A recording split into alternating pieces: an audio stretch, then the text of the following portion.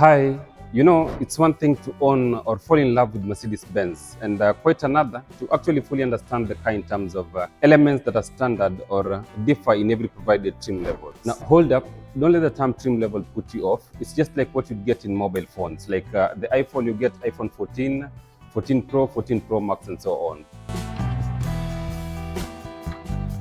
Principal Cars over here, all about cars and driven by excellence, of course. Today I'm going to take you through the different trim levels provided by Mercedes-Benz, the SE, Sport, AMG, and AMG line. So next you plan to purchase your car, you can make an informed decision or simply appear smart whenever you find yourself in similar conversation, right?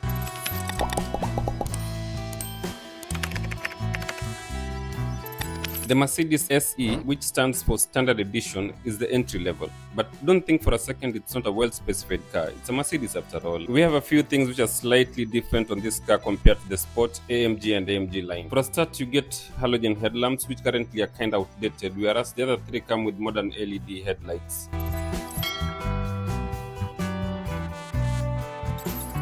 The section where you'd otherwise have fog lights in other cars is completely flat, and the reason for that basically is that when you look at the Sport, AMG, and AMG line, Mercedes starts to give a sportier look. In the A-Class model Standard Edition, Mercedes gives you 16-inch alloy rims, and as you move higher, like in this particular C-Class, you get 17-inch alloy rims that are just basic in design. The Sport Mercedes-Benz also packages 17-inch alloy rims, but slightly different in appearance, as we'll see as we move on. The game changes when you move to the AMG and AMG line, and that's where they introduce 18-inch alloy rims which are completely reworked design and are a little more stylish. For the grills, the Standard Edition comes with chrome bars and of course the star logo in the middle. But if you kindly look at the Sports and AMG, the chrome is a little bit polished just to set it apart. In the AMG line, usually people's favorite, this is where they introduce diamond grills.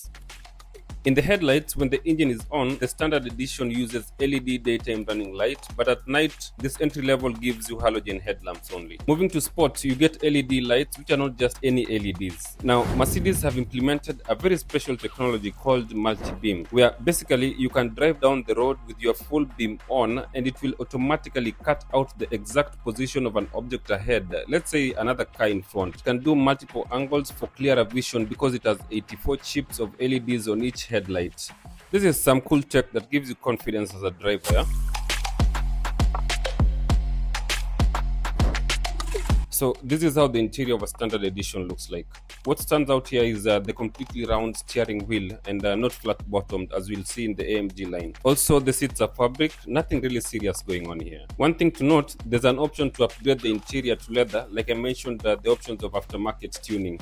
When it comes to Sport trim, despite the name, Sport isn't actually the fastest or most stylish. For that, you need to go for AMG line. What Sport trim does add though is a slicker exterior and interior enhancements that simply bump up the price. I can say simply this was a market strategy to make more money or provide a mid-range trim level that is packed and priced slightly higher to set it apart. Dependent on the car in question, exact specification will vary, but nothing drastically changes between models. Here's an overview of what you can expect if you go for Mercedes-Benz Sport.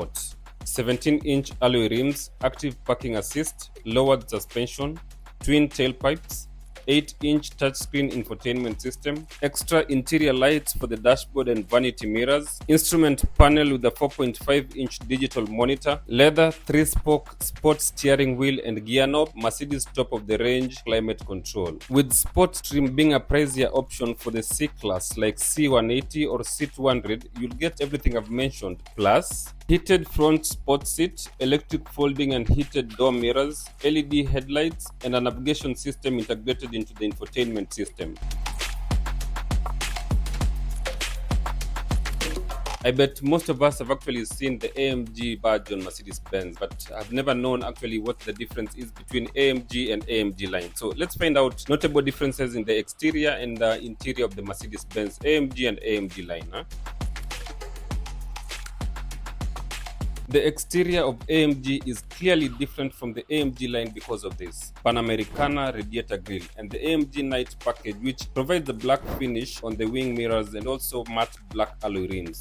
The AMG gets performance bucket seats, flat-bottomed performance steering wheel, which is a little different. Much slimmer, so you get a better grip and bigger paddles for you to change gears easily. Yeah? You also have the dynamic select, which allows you to change the performance of the car. Mercedes comes standard with the comfort, eco, individual, and sport, and some models sport plus. What is specific to an AMG is the provision for race mode, which you will not find in any other trim levels. In some AMG models, you get switchable sport exhaust, which allows the driver to open up valves in the exhaust, giving it a deeper, sportier sound. The AMG line, which is the top of the range, like I mentioned, stands out because of this diamond-shaped grille. The interior of an AMG line also packages a flat-bottomed steering wheel, detailed stitching with performance seats. Just in case you didn't know, now you know, and if you knew, you know best. Kindly do leave a comment in the section below and let me know what you want me to shed some light on. I'm Frispa, driven by excellence. See you in the next one.